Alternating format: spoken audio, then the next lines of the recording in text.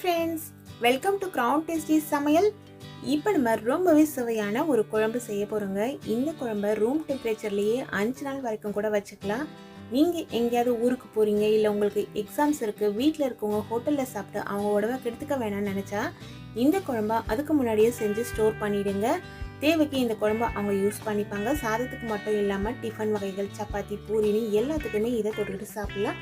ரொம்ப சாதாரணமாக ட்ரெடிஷ்னலாக எல்லார் வீட்லேயும் செய்யக்கூடிய குழம்பு தான் இது. இருந்தாலும் பக்குவம் மாறாமல் டேஸ்ட்டு அட்டகாசமாக இருக்கணும், அதே சமயத்தில் கெட்டு போகாமல் இருக்கணும்னா என்னென்ன டிப்ஸை ஃபாலோ பண்ணணும் அப்படிங்கிறத இந்த வீடியோவில் நான் சொல்லியிருக்கேன். குழம்பு செய்யறதுக்கு அடிகனமான கடாய் எடுத்துக்கோங்க. இந்த குழம்பு செய்யறதுக்கு நல்லெண்ணெய் மட்டும்தான் நம்ம பயன்படுத்த போகிறோம். நல்லெண்ணெய் இந்த குழம்புக்கு கொஞ்சம் தாராளமாக தேவைப்படும். நான் ஒரு 50 ml அளவுள்ள நல்லெண்ணெய் சேர்த்துருக்கேன்.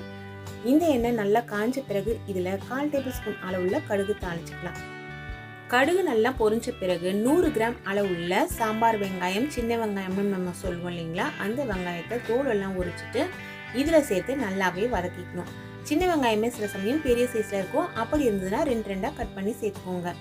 அதற்கு பிறகு அரை கைப்பிடி அளவுள்ள கருவேப்பிலை இலைகளை இதில் சேர்த்துருங்க. 2 கைப்பிடி அளவுள்ள உரிச்ச பூண்டை 1-2 தட்டி எடுத்து இதில் சேர்த்துருங்க. இதில் சேர்த்துருக்க வெங்காயத்தோட அளவு கூட குறைய பார்த்து சேர்த்துக்கலாம். அதே போல தான் பூண்டும். வெங்காயமும் பூண்டும் எண்ணெயில் நல்லாவே வதங்கணும். எந்த அளவுக்கு வதங்குதோ அந்த அளவுக்கு குழம்பு சீக்கிரமாக கெட்டு போகாமல் இருக்கும். மிதமான தீயில வச்சு கரண்டி வச்சுட்டு நல்லா கலந்து விடுங்க. அப்போ தான் கலர் மாறாமல் கரெக்டாக எல்லா பக்கமும் ஒரே மாதிரி செவந்து சுருண்டு வதங்கி வரும். இந்த வெங்காயமும் பூண்டும் 1/4 அளவுக்கு வதங்கின பிறகு இதில் நம்ம தக்காளி சேர்த்துக்கலாம். தக்காளி நீங்கள் சேர்க்கும் பொழுதும் நல்ல பழமான தக்காளி, அதே சமயத்தில் டேமேஜ்லாம் ஆகாத நல்ல குவாலிட்டியான தக்காளி சேர்த்துக்கோங்க.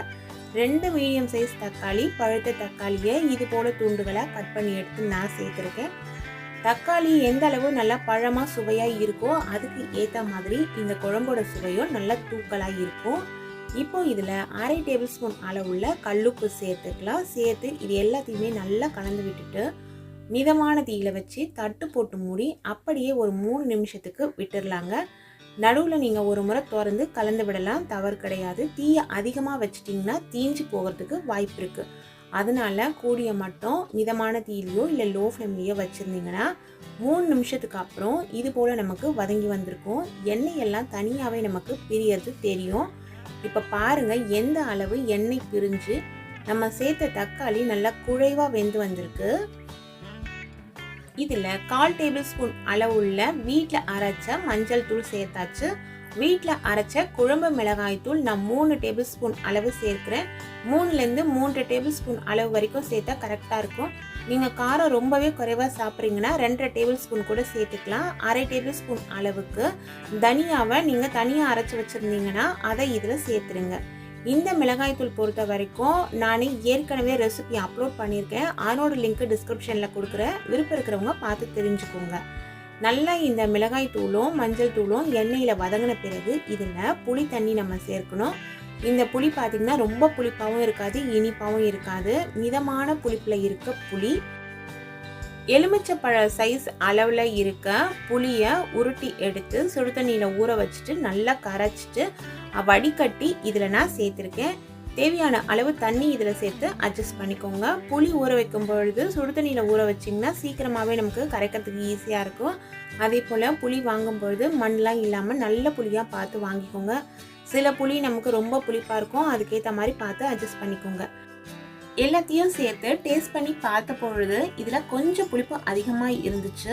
அதனால 1 டேபிள் ஸ்பூன் அளவுள்ள குழம்பு மிளகாய் தூள் இதில் சேர்த்துட்டு தேவைக்கு உப்பும் இதில் சேர்த்துட்டேன். நம்ம ஏற்கனவே சேர்த்த உப்பு இதுக்கு போதுமான அளவு இருக்காது. அதனால் இப்போ ஒரு 1/4 டேபிள் ஸ்பூன் அளவு சேர்த்து நல்லாவே கலந்து விட்டுட்டு ஹை ஃப்ளேமில் வச்சு அப்படியே கொதிக்க விட்டாச்சு. இப்போ பாருங்கள் இது போல் நமக்கு கொதிச்சு வரும். நடுவில் நம்ம கலந்து விட்டுடலாம். ஓரளவு கொதி வந்த பிறகு மிதமான தீயில வச்சுட்டு நம்ம கொதிக்க விடணும். புளி கரைக்கும் பொழுது ஒரு 300 ml அளவுள்ள தண்ணி யூஸ் பண்ணியிருப்பேன். அதுக்கப்புறம் 200 ml சேர்த்துருப்பேன். இந்த குழம்புக்கு மொத்தமாக நம்ம 1/2 லிட்டர் அளவுள்ள தண்ணி சேர்த்துருப்போம். உங்களுக்கு குழம்பு எந்த அளவு திக்காக வேணுமா இல்லை தண்ணியாக வேணுமான்றதுக்கு ஏற்ற மாதிரி தண்ணியோட அளவு நீங்கள் பார்த்து அட்ஜஸ்ட் பண்ணிக்கோங்க. இப்போ பாருங்கள் இது போல் நல்லா கொதிச்சு வருது. இந்த சமயத்தில் நல்லா கலந்து விட்டுட்டு மிதமான தீயில வச்சுட்டு நல்லாவே கொதிக்க விடுங்க.